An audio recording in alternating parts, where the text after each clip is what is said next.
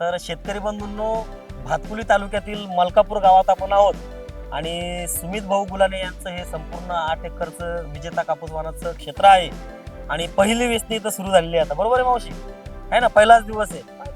तर शेतकरी बंधूंनो, बघू आपण की विजेता कापूस वाण वेचायला कसा जातोय. वेचा मावशी आता आम्हाला सांगा, ह्या कापूस वेचायला कसा आहे? पाठीमाग राहतो का काही शिल्लक? अलगत निघून येतोय.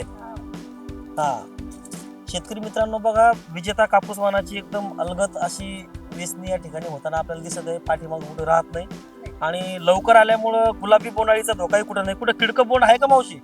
आहे ना. आता बरेचसे लेबर तिकडेही वेचत आहेत. तर त्यांचंही सांगणं आहे की विजेता कापूस वेचायला एकदम सोपा आहे आणि याचं वजनही निश्चितच 5.5 ग्रॅमपर्यंत सरासरी बोंडाचं वजन येतं.